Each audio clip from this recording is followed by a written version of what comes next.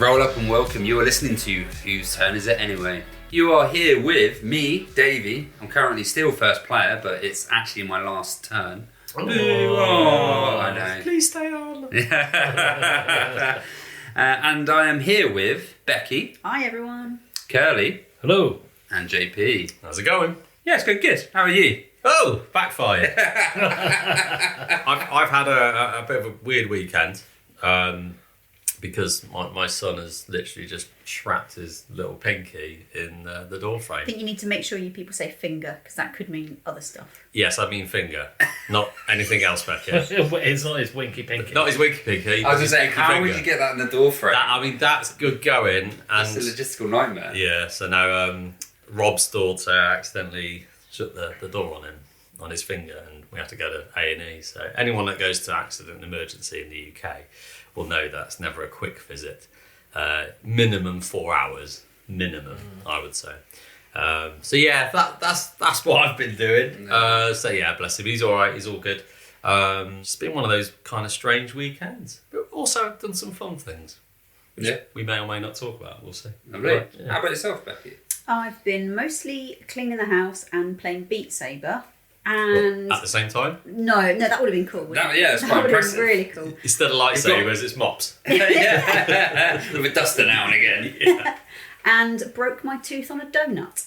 Ooh. Jesus. How does that even happen? How old was this donut? It was a fresh, delicious yum nut from Marks and Spencer's A yum cafe. nut? Yeah, Nice. What is it, a yum nut? it's like a donut, but it's kind of layers, like a Cross between a yum yum. croissant. Ah, no, Yeah. I've heard And a of donut. yums. Yeah. I love very- yum yums. It was very nice, but I cracked my tooth on it, so that'll be fun tomorrow going to the dentist. Oh, But I've had a good, productive weekend though. It's been nice. Yeah. good. Is that because of the donut, or was it? Well, it was instant karma because Was it instant I am karma? on a diet, and I thought, do you know what? No, I'm gonna have a donut. So I had half a donut and broke my tooth on it. So did it get you back on track now? Yeah, instant karma. It was like, that's your own fault.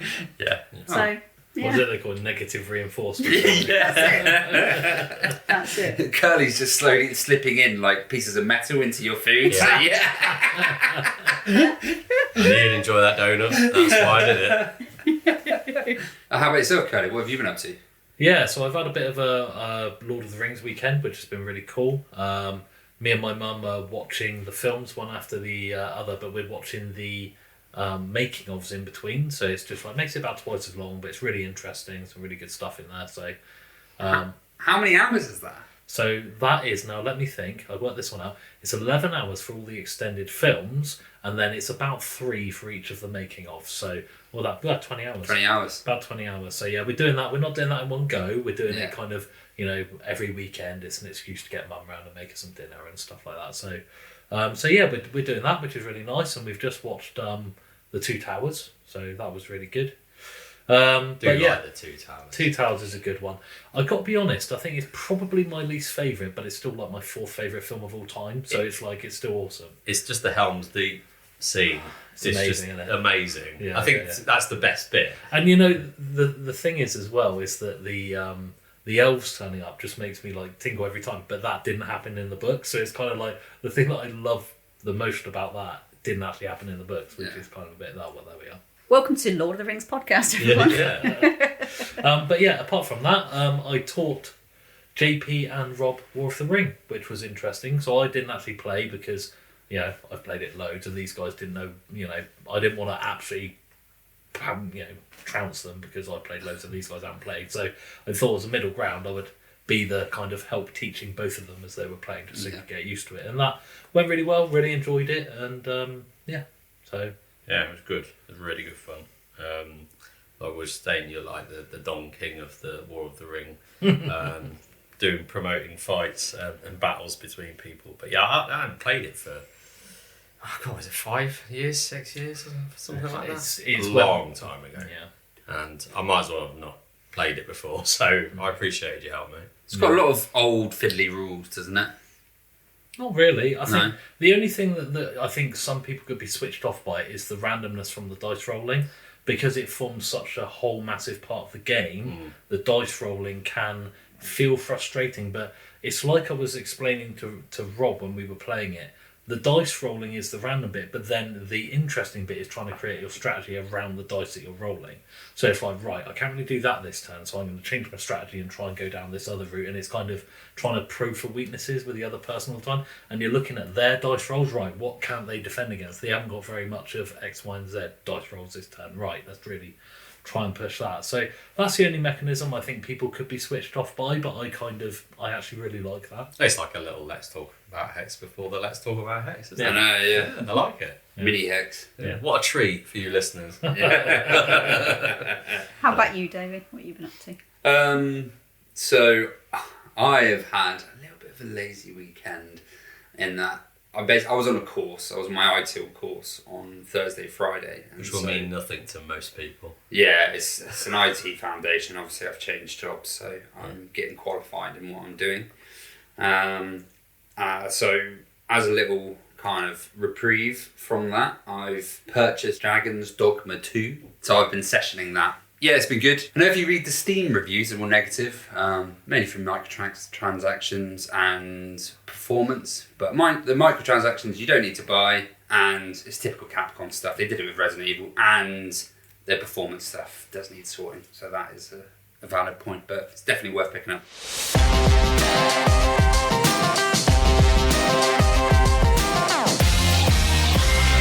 So let's talk about Hex, the segment where we look into what games we've been playing.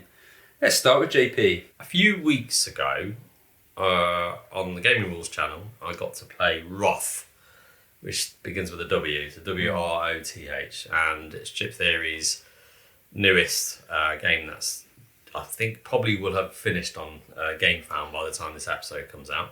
And they co-designed it, didn't they, with Manny Tremblay. Yeah, who's the designer and artist of Dice Throne, and also did the art on Radlands and Wonderland's War, I think. Yep.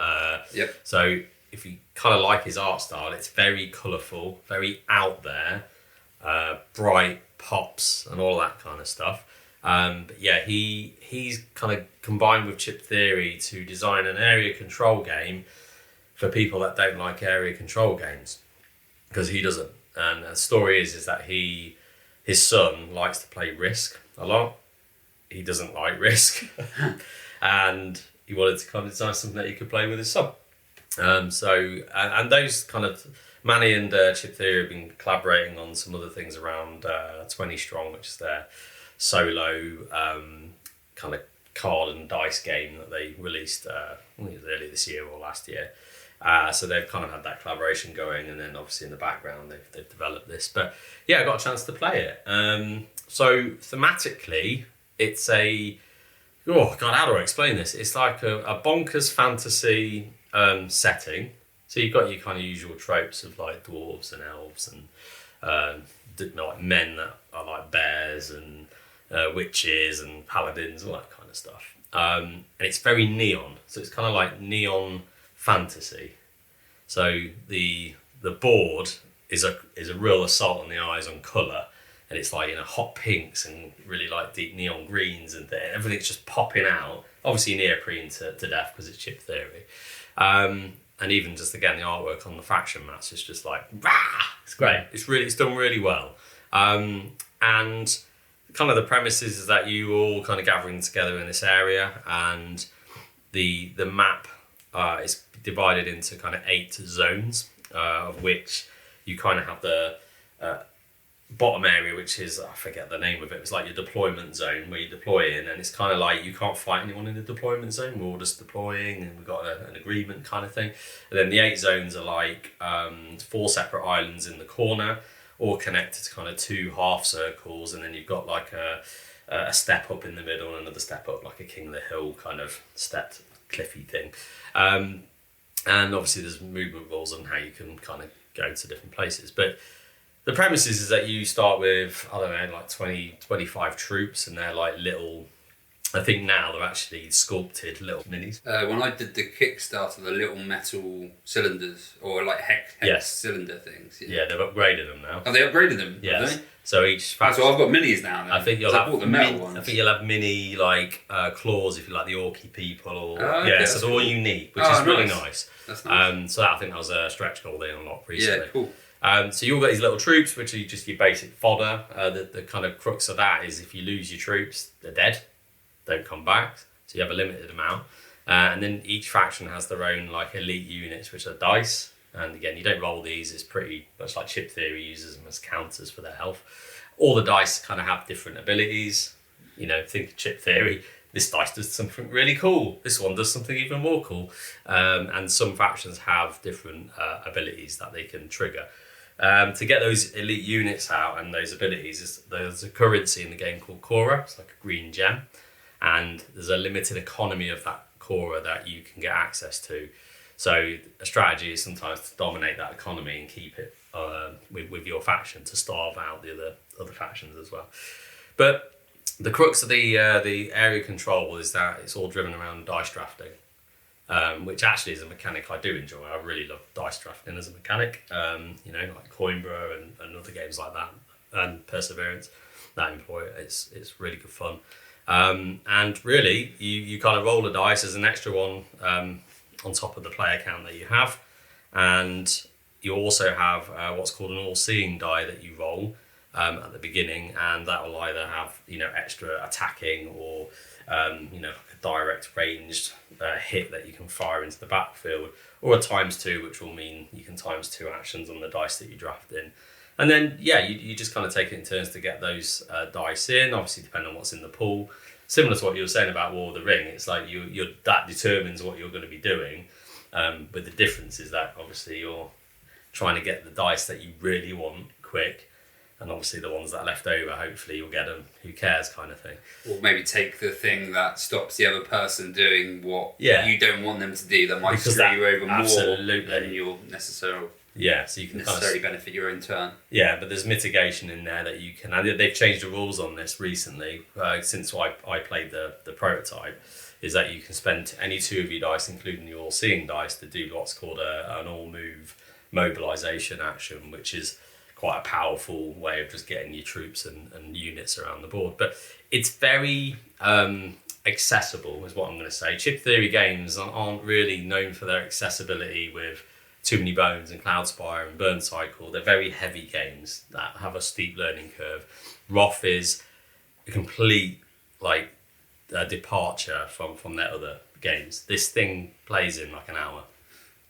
You can get 4 players around, you can get a game in an hour. Quite a lot of fun, dudes bashing, fighting each other, and you get to, I think it's 40 victory points, and you're the winner kind of thing. So I really enjoyed it. It was good fun. I'm not backing it though. You'd be surprised. Yeah, not backing You'll it. buy it later. No, I've backed But it. he's backed it. And it's mainly because area control is not my favourite. And even I can totally see what Manny's done as the design to make this more accessible, more fun. I would play it actually. I would enjoy playing it. And I think it's a perfect convention game, which I think ironically is what you said as well, Davey, when you kind of researched it. But it is. I can see this thing. Just you got an hour spare, a convention. Should we just have a quick game of Wroth, reel it out, smash, have a bit of fun, bit of banter, bit of name calling around the table, and then go, right, that was fun. Pack it away. What's the player count on it? 4. 4. Does it play well at 4? Yeah. So is that the ideal number, you think? I think yes. Just because you get all the interactions and the it just makes the map more crowded. So there's a lot more contention going on. So with it being only an hour game, then does it cost similar to what a Chip Theory game would normally cost? No. In which case the value is not there, is it? Or if they reduced it, they've line. Yeah, I think it was about 79 before, but what I paid, but that was for the metal extras and everything else. Yeah. And I think I got the expansions with it as well, the extra 2 races. Yeah, so there's 5 factions that come with the base game. So you've got like the elves, the dwarves, the bear people, the coda, and then they're called. There's some shadowy, cloaky, stealthy, rogue-like people, and another one that I cannot remember. Orcs, maybe. Yes, and the orc, Oogly or Ooglan, something like that. Oogly Woogly. Oogly Woogly. And then the 2 factions in expansions are the paladins and the Venner, which are like your witchy cauldrons. They have a unit called the Hags, which I thought is great. It tickles me. deployed my hags into the mix. And yeah, so I think the price point, I think it will retail about $65, but on obviously Gamefound it's about $55 at the minute. Yeah. So really accessible, like considering what Chip Theory usually wheel out, well into the hundreds, isn't it? I love the look of it. It's one of the main reasons I bought it, which is really bad, but I just thought, I love the aesthetics of it, and JP says it's good fun. It's nothing like what I currently have. An hour dudes on a map game sounds pretty fun to some of my other friends who don't necessarily, they enjoy board games, but when I'm around there, it's Settlers of Catan or Risk or Harry Potter, so getting another game that's accessible out would be really nice. Yeah, and I know what you're thinking. It's a Chip Theory games, and where's the chips? Right? There are chips. They're little mini chips that sit on the map, and they're basically the area control victory points that you would get. So it'll be different every game, and not all of them will come out. Yeah. And then certain chips have extra kind of income bonuses that you get for having that area controlled. So you might get extra Cora, which again is the currency. You might get an extra, like an initial preempted strike. All that kind of nonsense stuff going on. Yeah, it was good fun. And I'm quite proud of myself just not backing every Chip Theory game that ever comes out. So, yeah. And the fact that you're getting it is even better because I get to play it. I'm going to get you a little chip which says it's like a little medal as well for you. And then well done, JP. Wear it around. You're growing it's your birthday soon. You're growing up. That's it. That's Wroth. It's good fun. Yeah. Check it out. How about yourself, Becky? Well, I was very lucky indeed that Chris Prescott from Unfringed, maker of Oodie, sent me a demo copy of Molehill Meadows. So I got like the kind of basically a version he printed out himself to kind of test it out, like a prototype kind of copy. So I played that a little while ago and thought this is going to be great. Mentioned it a little bit on the podcast, but couldn't really say much about it then. Can say lots about it now. Oh, it's great. Really, really love it. So it is You were the metaphorical mole then, weren't you? I was the metaphorical mole. Yeah, I was. So yeah, Molehill Meadow, completely different to Oodie.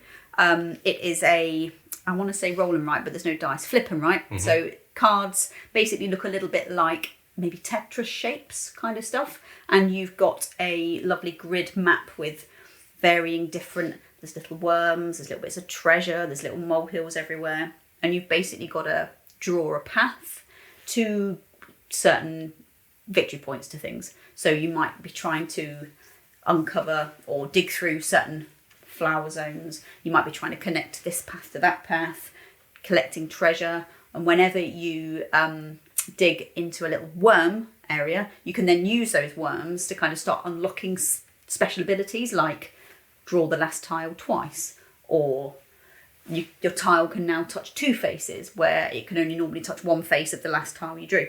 So it's just a really fun flip and write, but it's going to change every time because the special kind of, goals change each time.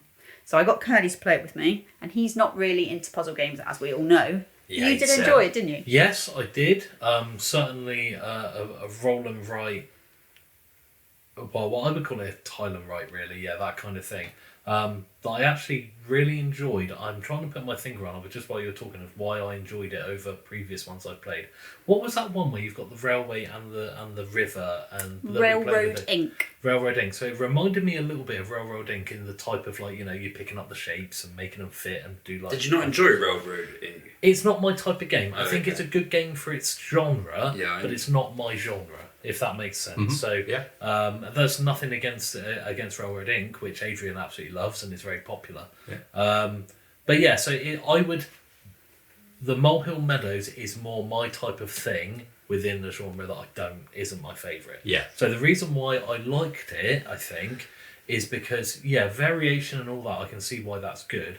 But the big thing about it was the power-up upgrades that I enjoyed. So collecting the worms and stuff, just saying, right, I'm going to try this time doing I think there was one where you could put down a tile of any shape you wanted of up to 4 or 6, depending on how many worms you wanted to collect. And it made it feel a bit different. Sometimes you were doing less logical choices to complete the goals in order to be able to get the most amount of worms and stuff. And there's another one that you complete that says the next time you put a shape down, you can use you get ×2 number of worms. So you're leveling up to get a better level up later on. Yeah, it kind of felt a little bit like Had an engine. asymmetric, a little bit more asymmetric, you know, And sort of more you kind of strategy. more of a strategy involved, and you weren't just That's cool. So I think definitely got legs. Really good, really impressed, and my favourite type so far I've played of that genre, but still not my genre. Yeah. It's a bit like the Wroth and area control for me, right? Yes, It's not, exactly. it's not my favourite genre at all, but I enjoyed it. Yeah. So it's kind of that similar. So Yeah. it should be probably on Gamefound when this releases, or very, very close to it. I will definitely be backing it, and I think if you join early, you might get £2 off or £1 off, and I think you get a special card. So I'm all over that. I'll be backing it on Gamefound the day of. Yep. Is there plushy moles? Oh, well, I haven't seen any. Well, Chris, if you're listening, I'm just saying. I'm just The saying. artwork is really beautiful. Gosh, I can't remember the name of the artist. Clemency Bon. And there is like a little sort of nod to Zuli. So there's one of the tiles which is called Well Fed. Nice. It's just like, oh, see what you did there. Easter eggs. Yeah. But yeah, I really liked it. You get a whole massive stack of these, I don't say map, but field kind of papers. Yeah. So yeah, you're going to have a lot of games out of this. Yeah. And it's It in a very small reminded box. me of cartographers. It's got that similar. When you flip a card, you will be doing that shape. Yeah, from what Yeah. I've seen of it anyway. Yeah, it's really good, and it's really beautiful, which is obviously high on my, Yeah. importance priority. But yeah, Chris, if you're listening and you can get little plushy moles with the little miner's hat on, I am Becky's all all over over that. Let's have a little sound thing. Moly, moly, moly, moly, moly. I have to say though, Chris is obviously a friend of the show. What a massive news he's had recently, because Zuli's been picked up by Unplugged Games Yeah. to obviously distribute that. And obviously it kind of looks different because it's very Unplugged Games like with the small box and that. But I thought that was fantastic for him. It's going worldwide or international. I think. International, yeah. So, I mean, if Unplugged pick it up, that's a big publisher really for that, and I can totally see that game working in that series. Yeah. So It's the right kind of feel, isn't it? Absolutely, yeah. So no, well done, Chris, on that. It's fantastic news. But yeah, I think Molehill Meadows is going to have an RRP of about £22 normally. But yeah, I think you get a couple of quid off or a quid off if you book it early on Gamefound. So get on there, people. We'll put the link in the show notes. Yeah, we've got a lot of kind of previews or gifted games to talk about, because it leads me on to me and JP sat down with Mythwinds. We got cosy with it, didn't we? We did get cozy with it. You We bought put on slippers. some, I think it was Stardew Valley music. We did. Sat back with a cup of tea, and I had my Crocs on. I was going to bring an Oodie for JP and me as well, but apparently I was a bit too far, so I didn't. Just one Oodie for you to share. Yeah, Yeah, no. yeah. But we get a bit sweaty. Yeah, my Oodie. Did you get sweaty in an Oodie? Yeah. They're so comfy, but Jesus Christ, you get warm in them. Anyway, Mythwind. What is it all about? So it's kind of a cozy game. If you've ever played Stardew Valley or Harvest Moon, it's set in that similar premise where you've got a world where you play a character within said world, and it's the slow evolving changes of said world.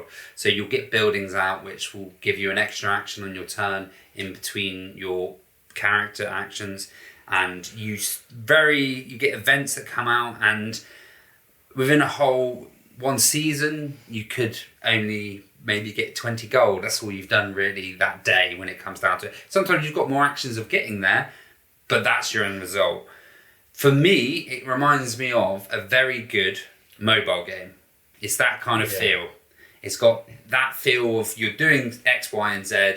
You've got repetitive, addictive actions that you're doing that get you, not much, but you enjoy getting there. It's about the journey rather than the goal, which is very much a saying with this game, I think, is you've got to look at what you're doing in between and just have fun with it. It's a relaxing game. So you'll sit there and you'll work away at it, but you will get your fruits of your labour, and something maybe minimal will happen in the whole year, but then suddenly you're like, oh, that felt good.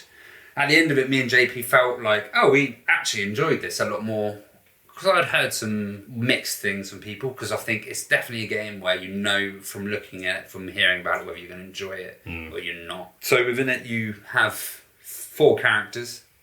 You've got the merchant, the crafter, the hunter, and the farmer. Me and JP split those two, so we played 2 each, mainly so we get a feel of each character before we actually double down on said character. The merchant was all about basically trying to buy stock in when it's low. You have your own little market board where you kind of manipulate said market with actions, but you've also got rivals, and sometimes the rivals will change the market from selling to it or buying from it, which really screws you. You're like, oh, please don't buy from the market, I need that this turn, and then they'll buy it, and you can't do said thing. Every character's got like upgraded actions, so you can get better as you go along.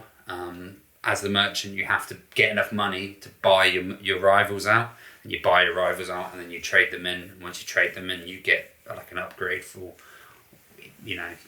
the level of rival. And basically, the higher you push the price of something, you start getting, obviously market's more lucrative, you start getting harder rivals out.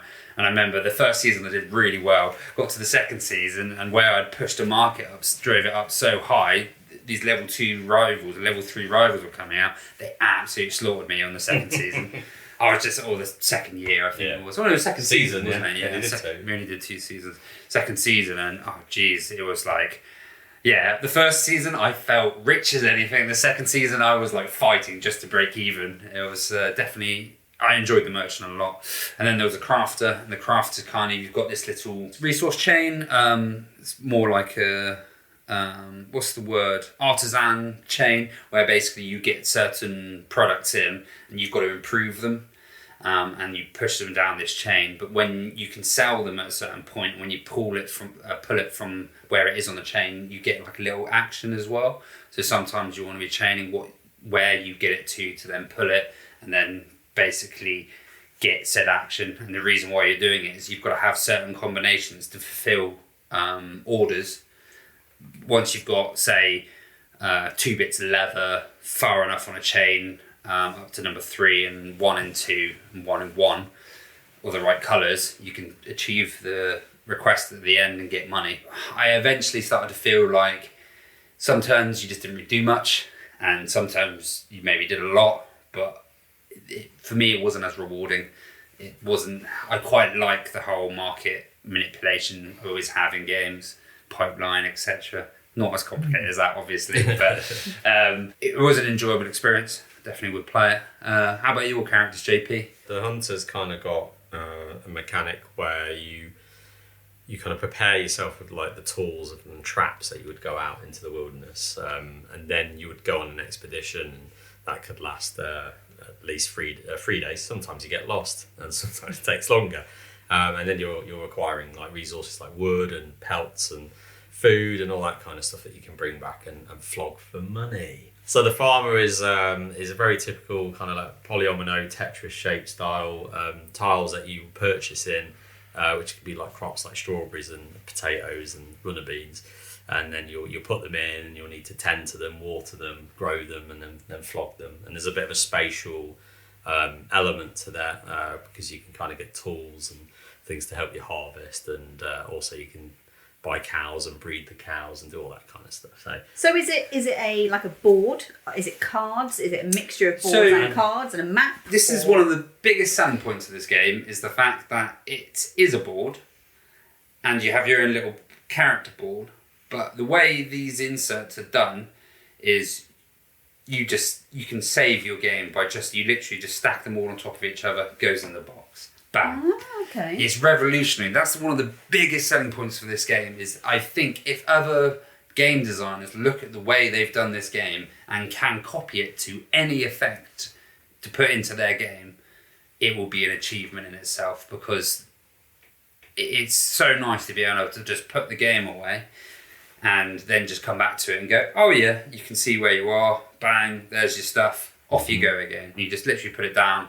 The boards are kind of have like a little plastic insert bit that it sits on, so that, and then the buildings that you put out onto the map that you're building on, because you've got town actions that you send them out to every day, and one of those is build buildings, and you build certain buildings out which give you more actions or give you better resource values or whatever.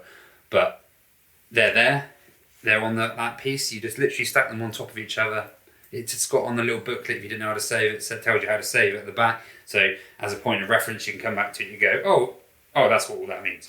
Bang, off you go again. It's not even 5 minutes. It's. I mean, you could get it done in under 5 minutes to save it and put it out again.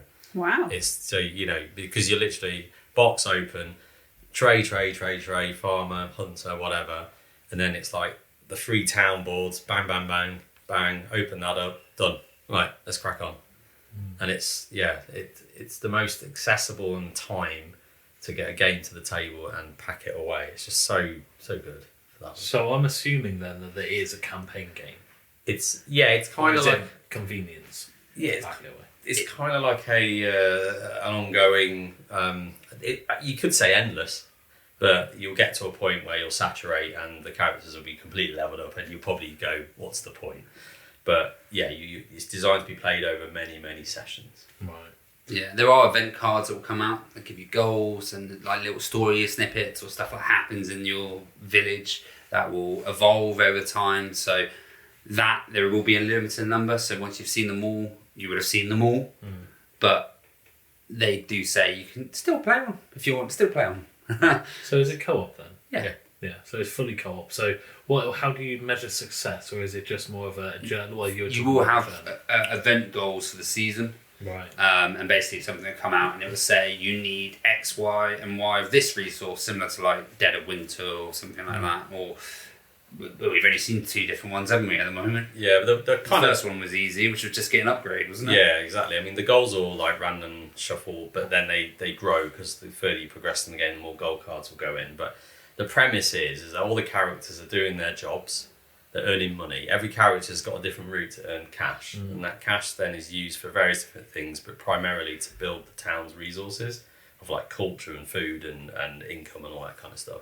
And you're spending those town resources to build more buildings into the Valley of Mythwind, and therefore get more actions and more progression. And then when you build that building, like a tech tree unlocks another 3 buildings that you could go for, etc. And he just keeps progressing that way.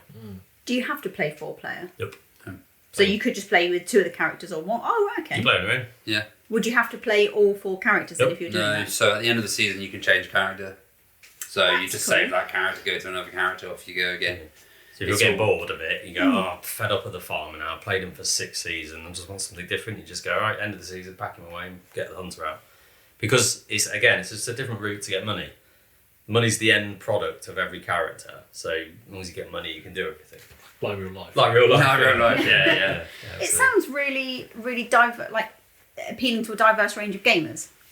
I think from what you said. Yeah, the characters are very asymmetric, and they do, like, if you want something a bit more complex, the merchant is going to be the most complex one, other than the innkeeper, which is the part of the expansions. Yeah. For the expansions. But yeah, I wouldn't recommend it to every gamer. Yep. There's definitely people who I think wouldn't enjoy it. But if you're looking for a game as like an unwind or to like just kind of relax to, as a Euro in some sense, and adventure game, then I would recommend it. There is another expansion coming out on Kickstarter now, which is the Friends and Family, which is the biggest downside to this is me and Jake were sitting and playing. We weren't really interacting with each other at all. We would talk through each other's what we've been doing, but we didn't have to do that. We just did that because we were interested. If you weren't interested in what the other player was doing, you could just both sit there and just do your own thing for that. Just spam that character. Yeah. It's a perfect neurodivergent couples game. Both sit and do your own thing, but together. But the Friends and Family thing's going to sort this out, where basically you have friends and family you can invest in, and it's meant to interweave your characters a little more in what's going on. More relationships with people. So again, that Stardew Valley of you trying to build friendships and partnerships and ultimately maybe marrying and then going down that road. So interesting. But yeah, like we've only played 2 seasons in, which is not a massive amount, but like Davey said, we've had a experience on all the characters in the base game. So we're in that still kind of early stage. How this game would feel 10 seasons in, 30 seasons in, we don't know, is the honest answer. And we want to put that caveat out there because you know, we've just got an early taste of the game. But yeah, for me, like a couples game, this you could sit and play with your spouse, partner, and just have a chilled time, you know? Yeah. Low stakes. Thank you very much for sending us a copy. Yeah, thanks, Brendan. How about yourself, Kerley? We've all been playing the new hotness, haven't we? Oh, I mean, you guys have for sure. But yeah, so I've not been playing the new hotness, but it's new to us.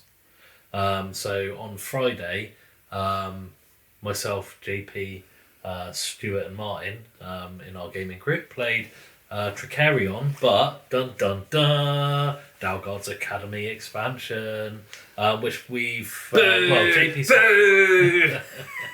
JP's had it for a long time, but we finally got it out, and it, I would say, exceeded my expectations, and my expectations were high.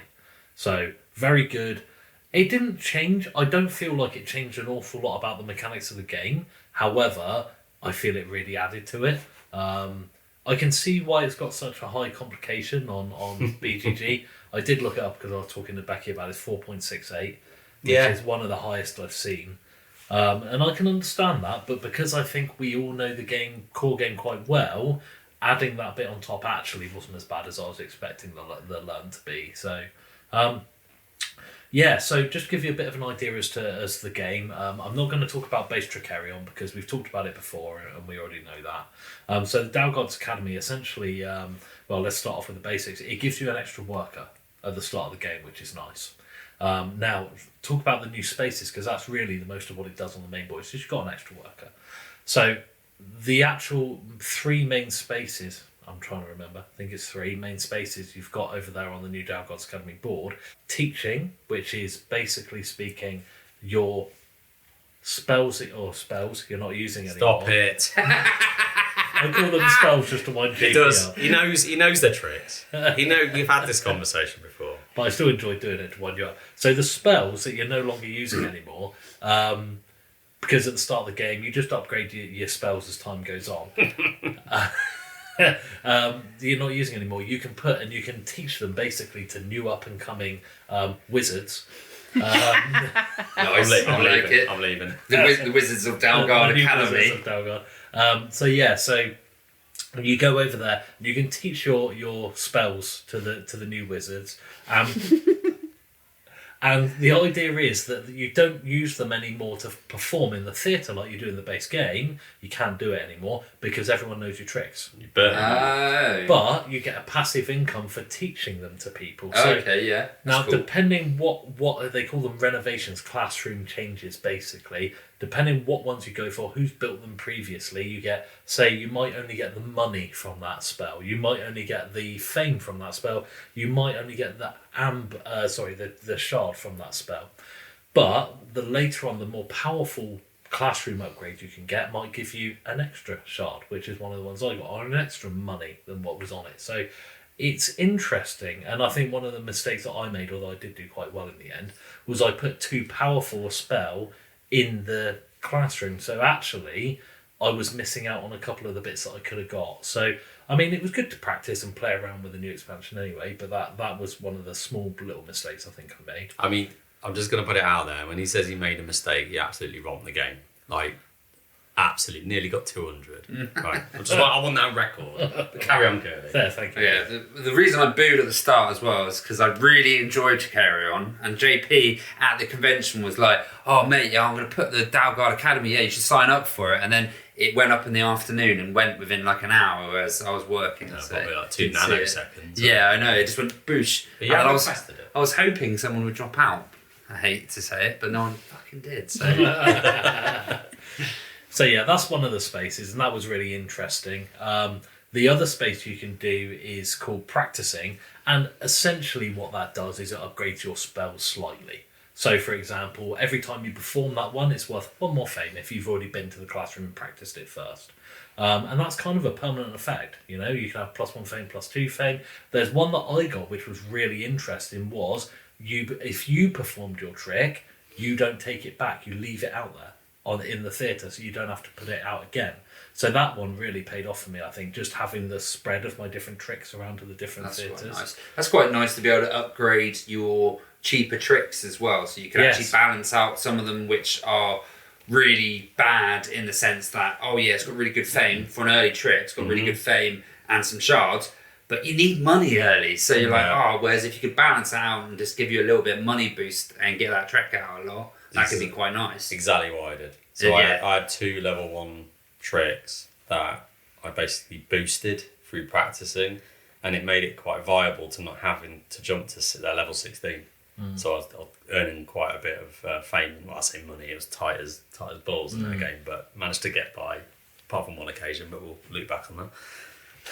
But yeah, so it's basically those 2 bits. Now, there is a separate space to actually build the classrooms in the first place, and there's this I wouldn't call it weird, but I don't remember seeing it very often, where you've got, when you go there and you build the classrooms, you get a certain amount of flags. Whoever gets the most flags at the end of the game gets a VP boost, basically. And it's just like the earlier you go there, the bigger, the more flags you get. So yeah, it's like saying, well, I know you can't afford it at the start of the game to pay all this money to renovate this classroom, but you're going to get a high VP at the end. So it's kind of balancing that out. So that was super interesting. The last space that you can go on is a space where you get secrets. So these secrets essentially are big powers that you can upgrade your new worker with that come with Dalhgaards Academy. Who's the protege? With protege, thank you. So they start off, and people who've played Trickerion will know what this means. They start off as a free character, so you don't pay them wages. But they've only got 1 power. I forget what they call it. Action points. 1 action point. But not only do you get these upgrades, which say, I don't know, if you do downtown, you get this bonus. Right, so there's various bonuses of different areas you can go. Not only does it upgrade that, but then they're more powerful, they're more experienced, and therefore they're gonna charge you more money to pay for them. But actually, they get more action points as the game goes on. That's cool. So the biggest upgrade, I think, if you get 3 of the upgrades, they end up having 3 action points, but you have to pay them 2. So they're as experienced and as good action point wise as your magician. All right, so. I found that really interesting, and it just added a lot of stuff that I like from other games, like feeling like you're upgrading and you're creating your own kind of system into what is normally quite static game, which I absolutely love. It's one of my favourites, but it added a lot to it. And I can see complication like, when do you go there? That was the biggest thing. Like, understanding the rules wasn't too bad, but it's like trying to even with that extra worker, trying to squeeze in, going over there and getting these nice things was like, oh my god. I was like, I need to perform this turn, but then to perform I need to go to the marketplace. But to go to the marketplace I need to, first get my trick from downtown, but then I need to practice and get, oh my god. And then it was like, at one point I think my AP hit about 5-10 minutes, and I got a few comments from JP and everyone else about bloody hurrying up, which is fair enough. And then 2 turns later he's doing exactly the same thing, so I made sure to rub it in. Don't remember it. No, I bet you don't. On your turn it feels like a minute, yeah? Apart from 1 turn, I know the one he's on about. When did you have a breakdown? Yeah. That's the thing with Trickerion. Like we played it enough to know that production wheel, should we call it, of how the trick cycle works. We know it, right? So now there's just this other thing that's been introduced, and it's like, oh, and it's like, is it a bit of a distraction? How can it enhance that production wheel?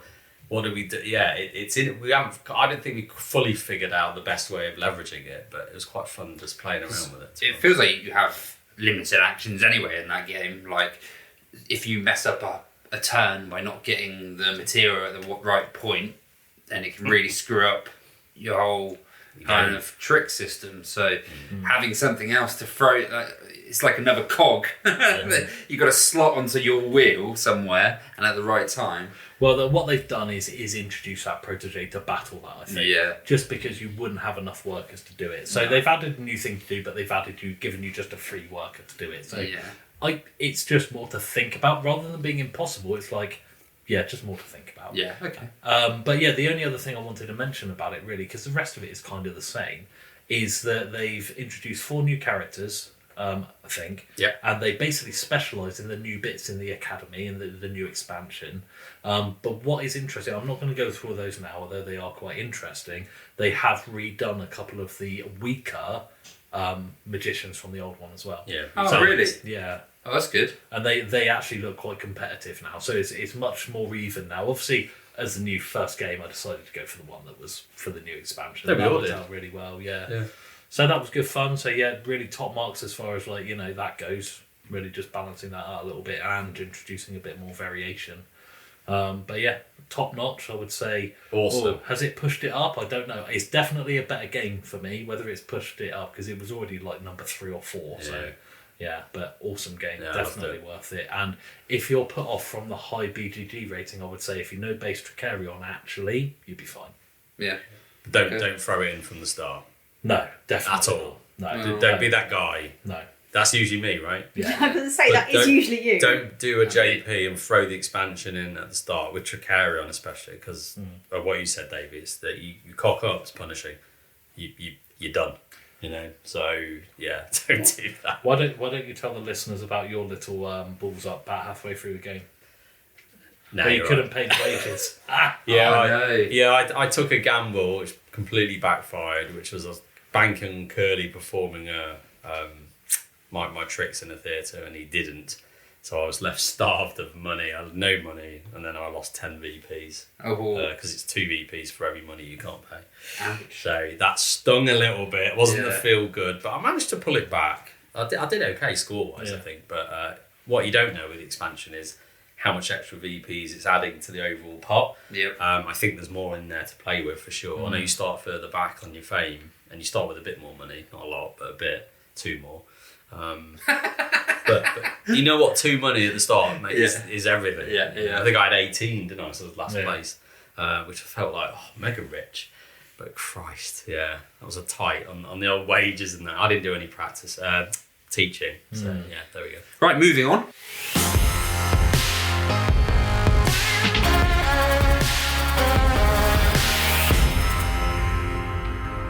So going on to our main section, Theme Tycoon. So this section, we're kind of going to mix some things up and see how we can make a theme more lucrative and how we can make it better. First of all, I'm going to introduce the whole subject by just talking about what our favourite themes are. So for me, I'm kind of going to go very, very cliche. I think it's sci-fi. I think that's the most themed game I've got is actually sci-fi. And it's a little bit disappointing because I was trying to think about it. I thought, maybe it might be some abstract. No, it's just fucking sci-fi. Just give it the spaceship. Yeah, exactly. Give him Well, spice. it's a bit, spice. It's a bit more free roam, isn't it? Because I quite like the tech side of things and everything else, and you can be a bit more creative with it. And I think that's why I like it. How about yourself? Yeah, JP? I nearly kind of went on the sci-fi vibe, but actually, I think what really ticks the box, and it might be quite a boring answer, Yeah. but it's that set in olden times, Renaissance period. Are you going to say I love it. dry beige Euros? Yeah, but, Yes. but it's Amazing. the Lorenzos and the Lisboas and the Coimbras and things like that. Putting you back in time as a family member of this period, doing stuff. I don't know. I dig it, man. It tickles your wig. It tickles my wigs, and it's set around some bloody 16th century place in Europe or whatever. I like it. You're born in the wrong time, I JP. like it. I don't know. That's Even just- stuff like viticulture and that, it's very oldie kind Yeah, of, it's- just something.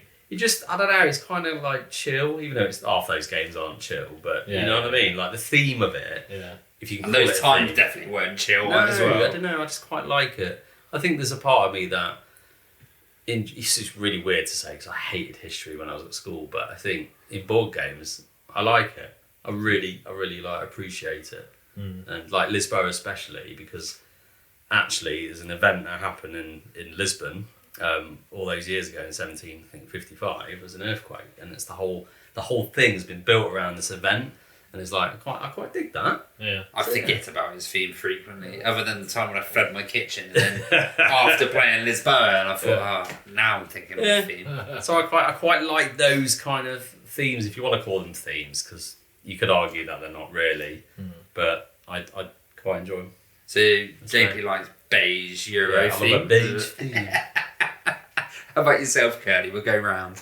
Well, I'll just keep mine pretty basic. You could argue a couple, but fantasy. Fancy, yeah. Yeah, just Swords, wizards. Swords, Or wizards. magicians. That's why you love Trickerion so much. Shut yeah, up. that's all the wizards involved in that. But yeah, that's probably my favourite. Don't get me wrong, there are plenty of games in my top 10 that wouldn't fit into that. But I would say if I looked at a game and it was fantasy, I'm more likely to give it a try.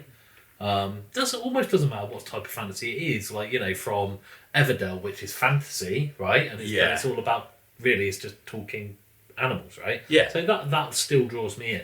Or whether it's proper, like, sword and sorcery stuff, also draws me in. So it's kind of like, it's got to have that fantasy element. It's the same with, like, even stupid stuff, like in the films I watch, I like fantasy horrors and stuff like that. So werewolves, vampires, all that kind of stuff. It just is that little bit of non-reality, really, that I enjoy. Just I guess I like my real life and my entertainment to be distinctly different. Yeah, that's viable, and it makes sense. I can understand why you enjoy that. So Becky's obviously dressed as a Valkyrie. Yeah. I would have preferred elf. We went for the fat woman with her big hair. I didn't say fat. You didn't need to. Valkyries aren't always fat. No, They are, I was going to say more like a busty maid, but that would be. I don't know where I'm going with this now. I'm glad I introduced it. Can I have a pirate hat? Yes, you can wear a That's pirate fine hat then, as long as there's a cloak. corset, some sort Of course. body or I think bodice. we need to wrap this up here. What are you wrapping up? It's getting a bit sexy, this It's all gone theme a ride, I isn't didn't it? start that, I'll point that out. No, JP did.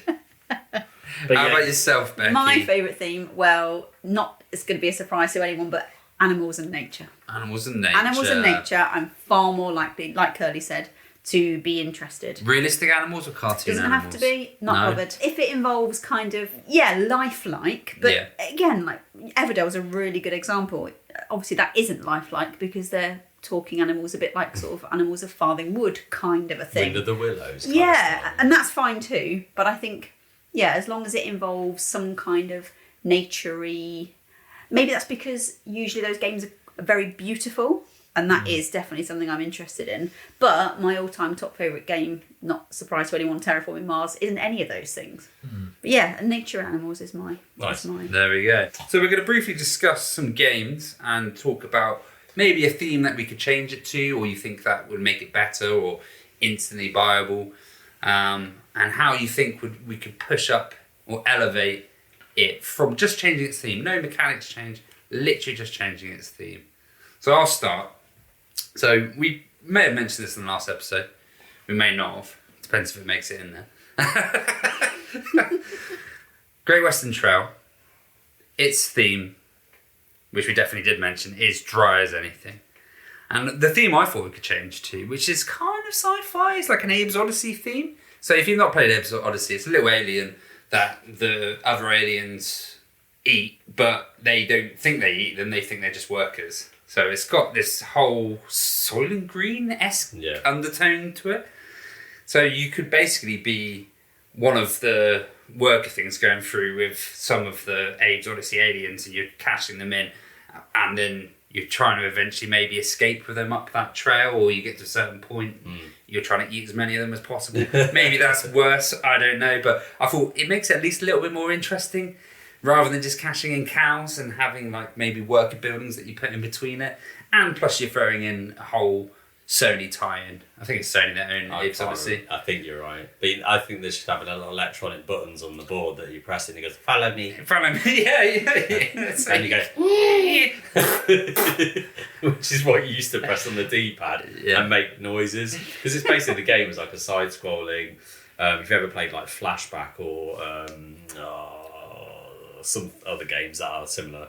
2D side-scrolling, not really a platformer, but quite puzzly, wasn't it? Yeah. Through certain Like levels. Dizzy or like... That kind of vibe. What was that Earthworm Jim was a little bit... less actiony. Yeah. Okay. Yeah, more puzzle, more thinking. More puzzle and had like more stealth elements. Yes. Where if you got caught, you'd have to then start back to where you got caught from and trying to work out the puzzle as you went along. Mm-hmm. So really, it's got no other like resemblance to the game other than you have to kind of go through this trail. And I just thought it'd be quite fun to play. Instead of cows, you have to buy the aliens, which you then mulch up and have to get as many to mulch up and go up the track. So you're playing as the bad aliens, subjugating the Abe Odyssey kind of style. Yeah. Wow, okay. Dark. But it's quite an interesting theme, though. No, that's in my head would be more interesting. If you know the IP, cows. If you know the IP, even if you didn't, I'd still think maybe some people would just complain, but I don't know. But I would find it more interesting. Fair. How about yourself, Becky? I mean, it's actually happened. So, Wingspan, Wormspan. Yes. I liked Wingspan, and I don't mind birds. Very nice. I don't. It's nature and animals, so it's instantly kind of, you know, my ears are like, oh, hello, what's that? It's less cutesy and more like Wikipedia, isn't it? It's more kind of what's the word for it? There's a word where it's kind of more of a documentary-esque. Those kind of photos on there, aren't there? They like. Well, I don't know, but it's like it feels more birdwatchery, like ornithologist, is it? Yes, Or that kind there of we stuff, go. more of the technical side of the, rather than being like a nice little zoo or like Zuli or making them even cute, or Yeah. even the way that Arc Nova does it is less ornithological than the way that Wingspan does it. Wingspan somehow makes it look very dry, in my opinion. It looks like the sort of botany kind of pictures from like Victorian kind of stuff. I quite like Yes, that though. I quite like that. exactly that. I quite like that, but that's not going to be a selling point for a lot of people. Oh, let's play this game about birds. Oh no, I'm all good, thanks. Whereas, okay, Wormspan is quite a different game in lots of, lots of areas, but you are still building a tableau with cards with pictures of birds or dragons on. So I think Or maybe worms. not worms. Doesn't have pictures of worms worms on. with a Y. Ah, okay. Yeah. So, I think that change of that theme, although it caused a lot of controversy with people when they announced it, I think you say to a group of people that haven't played games before, oh, do you want to play this game about, enticing dragons to a cave? Oh, yeah, I'm in. So that maybe would appeal to, say, someone in Kerley's, area who likes that kind of fantasy-based element. Whereas if you say to him, do you want to play a game about collecting birds? Maybe he's not going to be interested. But actually, it's made me realise that I think if the game is good enough, the theme sort of doesn't matter. You could make that game about, I don't know, robots or something that you're completely not interested in whatsoever. As long as it has this kind of resource, does this kind of thing, you could literally put any picture on that game. But it's appealing. The bird thing and the dragon thing is appealing. It helps, doesn't it? It Yeah. helps people first play the game. That's the difference. Yeah, I mean, if a game's really good, you're going to come back to it anyway. Yep. Yeah. So, like my dislike of Lords of Waterdeep for so long, purely based on the aesthetics of the out of the box, sort of fantasy battles, not really necessarily my wheelhouse. However, I play it once, really good. Doesn't matter. I'm not interested in it needs to, I don't know, rogues, one, whatever the other ones are. I don't care. And wizards. Oh, Yeah. I didn't realise it has See, a theme. Does it have a theme? Well, you're going around collecting things, aren't you? And it's just colours. It doesn't matter what the theme is. So I think if the game is good, it doesn't matter what the theme is to a degree, but that might entice you to play it. I'm surprised they didn't troll massively with Wormspan and then just actually make it about... Is it arthropods? Is that what the worm is? It's an arthropod? Yeah. I've no idea. Don't know what you're talking about, mate. As in actual worms, because the other one's about birds. I- I'm surprised I- they didn't troll and just make it all about like Different kind of earthworms. worms. Yeah, Yeah, because Slow everyone's worm, about birds. garden yeah, worm, yeah. whatever. Yeah. It was a bad joke. Right.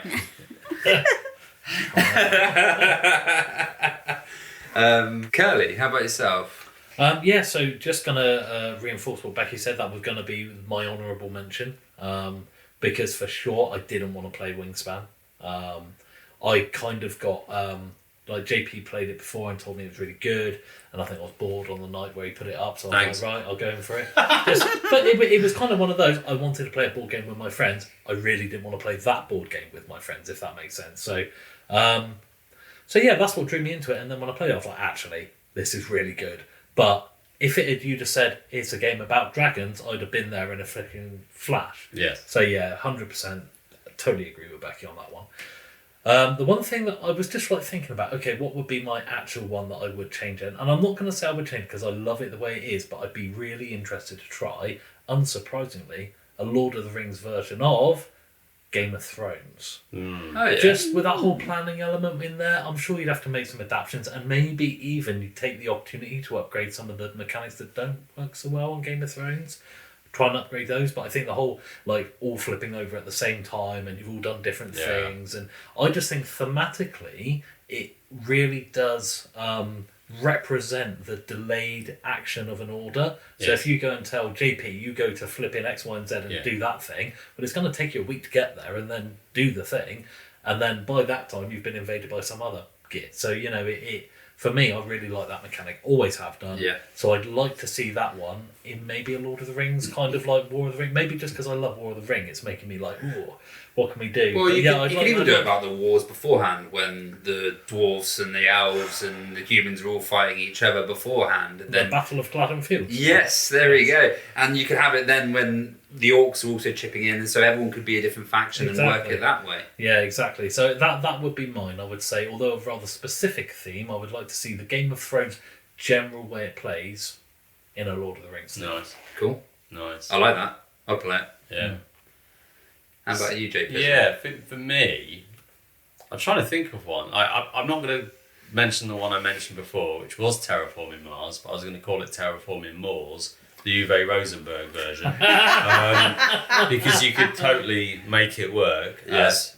It's a field, not Mars. Yeah. And You could pick a historical point in time when that field was suddenly changed. You could do it. It would. You all know it would work, and it'd still be bloody good. Yeah. But I'm not going to go with that because I You mentioned could do. What about the industrial change of farming when they first started using new tools? you could I was do it just like that. about to say that. Yeah, there you go. But that's not my answer. My answer. You would love it. It's all history based. I would love and it. beige. But my answer actually is more on the thematic end. I don't think there's ever been, and correct me if I'm wrong, like Indiana Jones is probably one of my all-time favourite franchises. I love it. Historical, supernatural. Historical. It is. It has brief mentions of historical moments. Historical yes. people like the Ark of the Sure. Covenant and Like Sure. Hitler, No, sure. Crack on, yeah. But it puts the occult in and it puts the supernatural in, and I quite like that era. And I was thinking, what game would work with that theme? And I think The Witcher: The Old World. If you'd strip away I like The Witcher. Like, Can we strip away The Witcher? yeah. Okay. Chill out. Yeah. Geralt is getting sexy around there. Getting sexy. But if you strip away the game, not the actual Witcher, and to its bare bones, and then rebuilt that back up in the Indiana Jones universe, where you have the map, that could be the world map, and your players like Indiana Jones and other maybe budding archaeologists like that French guy from the first one and whatever. And instead of monsters there that you kind of go in trying to hunt and that, they could be clues for temples and artifacts that crop up and you have to go and discover and go on trails to find, and then therefore get the artifacts out of raiding that temple, going through certain checks and all sorts of different things, and then those artifacts can give you little buffs. And also that game has a quite nice interaction where you two characters come together and play dice poker. So again, you could be doing something similar in there. And again, I just think that kind of world where you're flying around, just typical Indiana Jones, red line on the map with the theme music going all over, having a bit of interaction. There's a bit of story and narrative elements that crop up just to kind of bring it all to life. I thought, that'd be quite cool. It leads me on to the next point we're going to make, which is themes that you think have been underdone. Because let's face it, there's some themes that people just seem to have clung to, or they seem to have been overproduced. Like Zombies. We all like it, dinosaurs. Yeah, zombies, dinosaurs as well. Recently, well, before there weren't that many, and now we've got like 5 or 6 suddenly appear. There's animals. Even though you love it, there was a massive fad of that, and that's now, in my eyes, slightly being overdone. For me, a theme that's underdone, or every game that is in this theme, I'm not too bothered playing. So I would like games that to come out would be a steampunk-esque theme. I really like all the steampunk style of stuff that comes out, but I think no one's really clung onto a Euro side of steampunk because you're engine building, and it fits into the theme massively. You could be putting together all of these random parts that make or do different things to make your cool object, which, could be a steam-powered rifle or whatever, which pretty much is just part of your engine building, or steam-powered. I don't know, they're always weird and funky objects, aren't they? They're always things I can't even think of now. Futuristic, historical bit, or Victorian bits together, isn't it? It's very cool. I do like that setting. And I don't think there's ever been a Euro that's been like, oh yeah, we'll do the steampunk. There's Plants of Nouveau where they tried to fit it in, but it was with farming. It's more like, they classed it solar punk, didn't they? Which still didn't feel that steampunky to me, but I feel like it's a really underutilized theme. And there are a couple games. There's Steampunk Rally or something, which is literally just a racing game. And there's another one where it's like an adventure. It's a bit like, I think it's a bit like Bard Tales.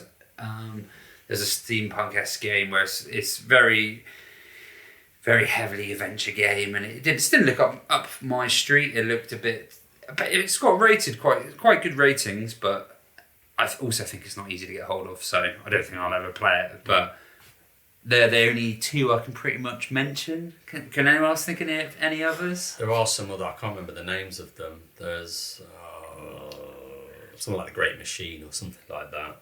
Yeah. But I'll have to look it up and but it just cut that out. Feels underdone. Yeah. I think there could be more in that genre. Sure. I suppose they didn't do anything with Cyberpunk or anything like that. Well, is that something in Cyberpunk the board game is coming out. Oh, by the same publishers as The Witcher. So they have made a board game as well already, didn't they? The Gangs one. The Gangs one. Yeah, that's more area control. Dudes on a map, wasn't it? Yeah. And people say it was very basic dudes on a map. When people actually played it, they did enjoy it, but they said could have been anything. Yeah, wasn't really that cyberpunky. So there's a proper board game, more narrative, more RPG, more. But if you can imagine The Witch, the old world, if you played it, but in a cyberpunk and all that setting. Nice. Yes, yeah, be good. Looking forward to that. How about yourself, Kerley? Then you think of a theme that's underdone or underbaked that you'd like to put in the oven, and a lot of the stuff that I really like are ones that are quite well subscribed. To be honest, like I do. Yeah, I kind of disagree with one of the ones that you said actually. Or people who are regular listeners to the pod will know that I'm massively in love with dinosaur games. That was close to my fantasy choice. Fetish. Yes, dinosaur fetish. Good job they aren't around now, is all I've got to say. What about robot dinosaurs then? That's underdone. That would be amazing, yeah. Like Transformer dinosaurs. Yeah, that would be amazing. Yeah. Grimlock. Yeah. But yeah, so I kind of disagree. The one you've mainly seen more of them because I get them all. But I do kind of feel like maybe we could do with a few more. I really do. But the thing is, it's like how far do you go with it? It depends. Do you call the Perseverance? I'll probably count as a dinosaur game, maybe. Yeah. And that's been really really good for it. Dinogenics were interested in giving it a go. Dinosaur World. So there are a few knocking around. I just kind of feel I want more, but that's just me being greedy. Well, there's probably enough of them. It's just I'm a greedy git, so I want more.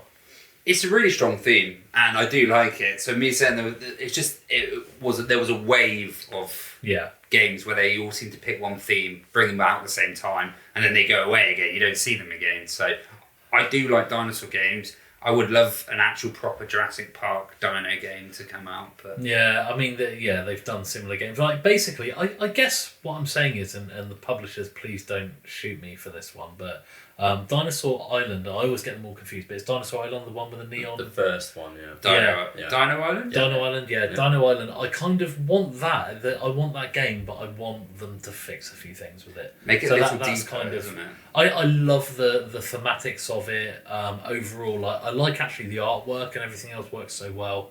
But yeah, there's a couple of, I'm going to go ahead and call them mistakes I think they made with the game to do with dinosaur variety. You've got such a huge variety of dinosaurs that actually live that you could easily bring back to, and then for them basically to be small carnivores to all be the same, large carnivores to all be the same, and herbivores to all be the same. I don't know whether they just wanted to appeal to a kind of a more basic demographic. I don't know, but it just feels like they could have done so much more with it. So I'm looking forward to giving Dinogenics a try, and I'm looking forward to hopefully that's going to fix some of it. But if it doesn't, I think, like you said, Jurassic Park really is what we're talking about. That's really what Dino Island is, but done a little bit better. Yeah. You want the depth of building your park and doing all the cool things, which I actually think Tiny Dinosaurs did better than Dino Island. Yeah, I totally agree. I was really surprised by that game. What I want, I've decided. Here it is, summed up. I want Art Nova dinos. Yes, there you go. Yeah. That's what I want. You want the deepness and Uranus of Art Nova, but with the dino Hey, but that's probably the next expansion. To be honest, can I sounds I might just email them when I get home and be like, can you make a dinosaur version, please? That would be amazing. Thank you. Yeah, that would be amazing. It would. I would prefer that I'd as be well, down I with think. that. Yeah. There we go. Nah, it's not for me. They're That's not right. cute. Becky's out. I'm out. Don't invite Becky. It's fine. It's fine. Sans Becky.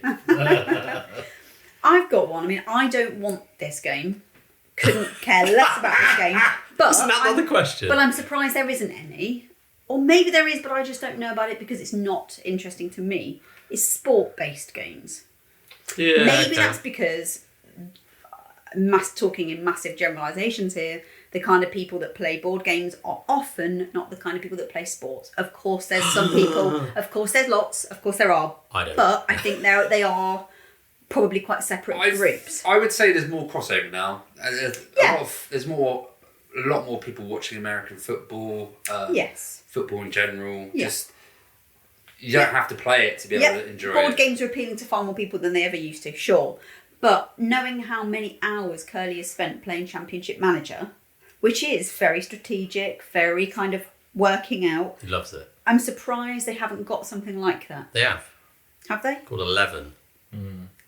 Never even heard Yeah, of that. so there's a football manager board game called 11. Don't know how good it is, though.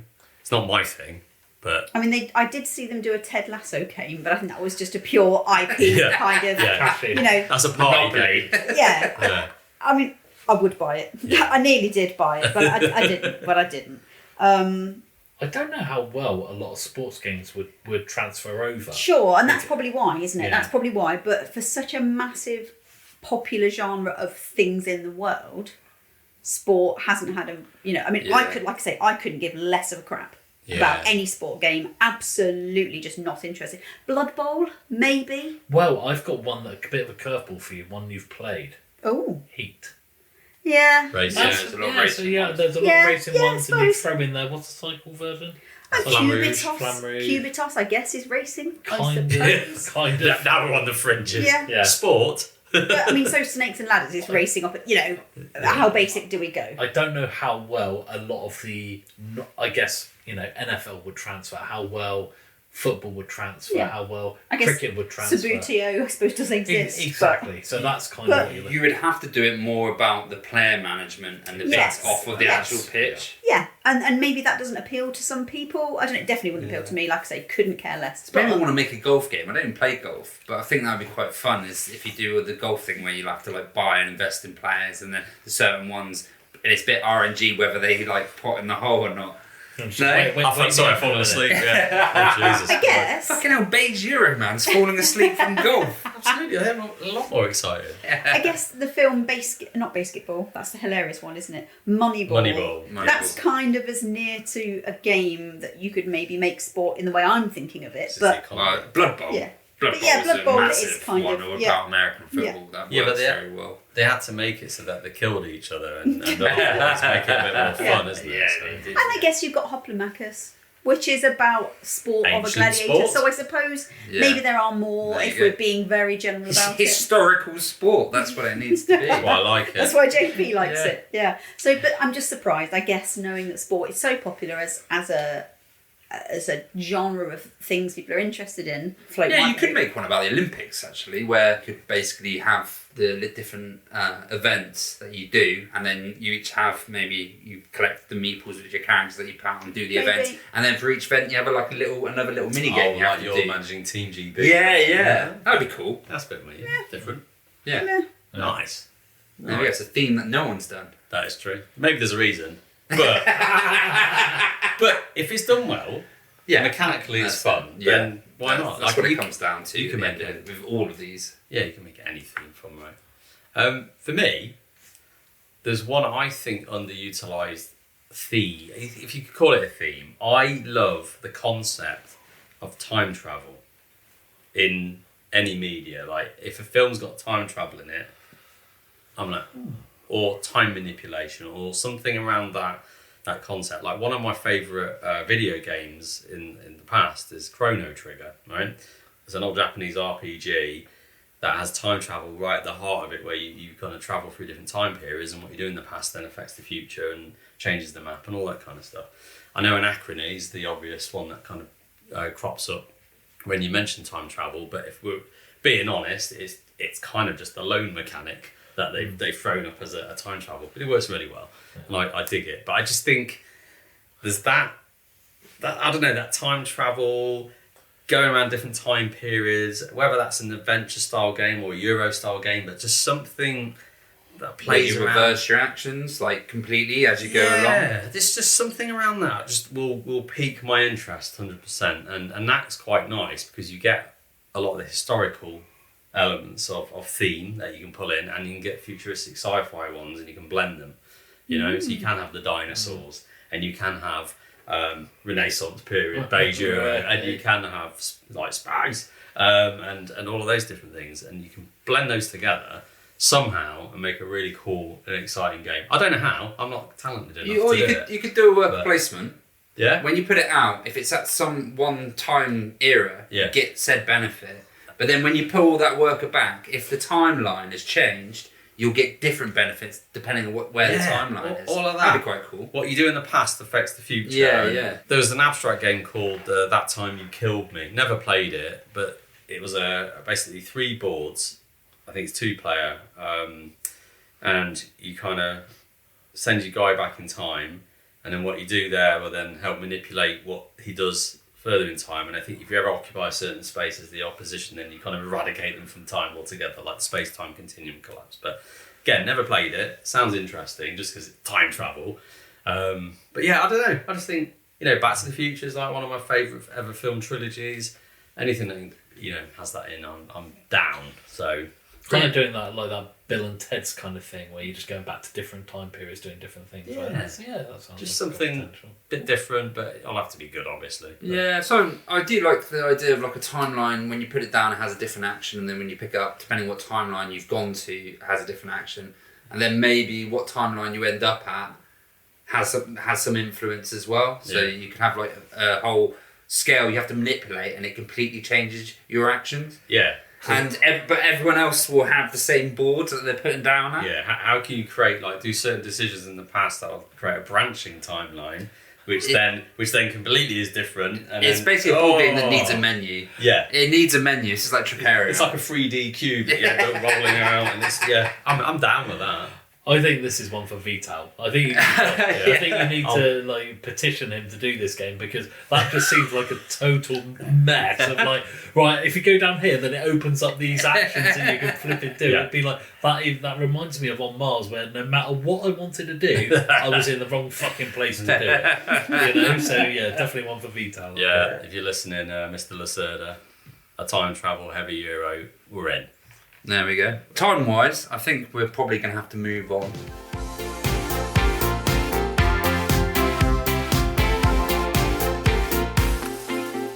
Now on to the penultimate turn, where we're going to talk about... Why am I even describing this? We know what penultimate turn is. We're just going to talk about what we're up to or what we will be getting up to. I've got 2 weeks of annual leave on the horizon, which is very, very nice. Whoop. Yeah, very much looking forward to that. And I'm just hoping to get some of the kind of old favourites onto the table. I'm sure I can convince Kerley to play Terraforming Mars with me. I haven't played that for a little while. I'd like to play Skull King. And actually, we played a few little kind of party games the other day, and it reminded us both how much we like just little short, quick, games that we played, such as Strongpoint, which is available if you go onto strongpointgame.co.uk. We met these guys at the UKGE. And it's a really just fun trivia game. But you don't know the kind of theme of the questions, but it could be completely not what you're thinking. And part of the game is about guessing how many that person's going to get. So you just know the broad category, like Australian soap operas. And then you think, does Davey know about Australian soap operas? Oh, I don't know. And then you think, he's pretty good at that. So you might think he's going to get 3 out of 5. So I put my little number 3 in front. It's all secret, no one else knows. And then he answers the questions, but they might be really random. So they might be all about Kylie Minogue or something really like vaguely tangentially related to Australian soap operas. And I get points if I get the correct guess. He also gets points if he guesses the answers. So it's all about things that you know, but also how well do you know your friends. And it's just really funny, really fun game. Or it could ask you questions like, how many legs does a spider have? Yeah, I mean, yes. So arachnids, I got on arachnids, and everyone's thinking, oh, she knows naff all about them, which is true. I don't know anything about spiders, and some of the questions, I have to be honest, were very, very simple. What part of a scorpion stings? Yeah, which is great. It's claws. No. So you don't know, or it could be, really very, very 1980s Olympic medal winners or something. Yeah. So if that was the year that you were really into the Olympic, you're going to be on Thompson, fire. right? Yeah. So yeah, really good fun game. Yeah. But what's good about it is it puts stakes onto other people asking the questions, because sometimes in trivia games you can get detached when someone else is asking the questions and everything else, because even though you're intrigued with the trivia, it just happens. You're not the one being asked the questions. Whereas this, it puts a stake on it, so you're into them getting the answers right. You're like, oh, you know this, and also you know this one. Or no more. Don't get any more right. That's it. It can make you like, no, I said the full name and the middle initial, please, because they've already guessed however many you thought they were going to guess. So yeah, it's just a really good fun game in a very small box. Good for that. You can have it as long a game or a shorter game as you want. Really good. Yeah, strong point game. Yeah, I go along with that. I really enjoyed our small games like we had last Thursday. That was really good fun. Just the classics, but it was.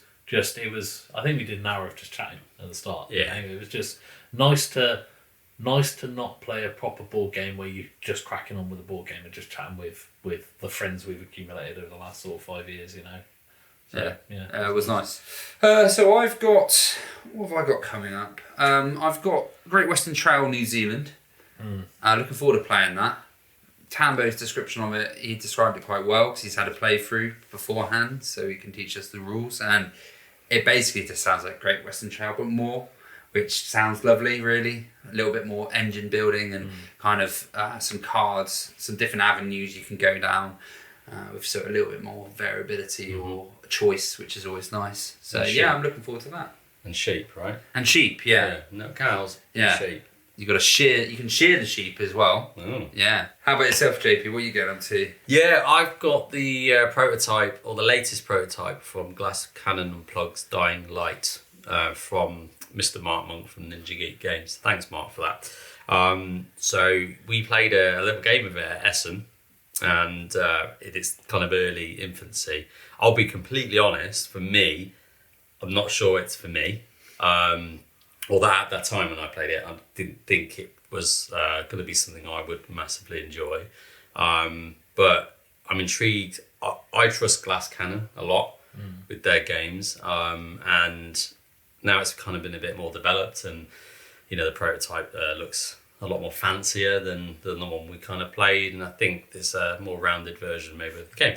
So I'm intrigued to give it a whirl, right? And kind of put it through its paces. So we've got a game of that coming up in the next few weeks, and see what it's all about. And you know me, I quite like playing new stuff. So yeah.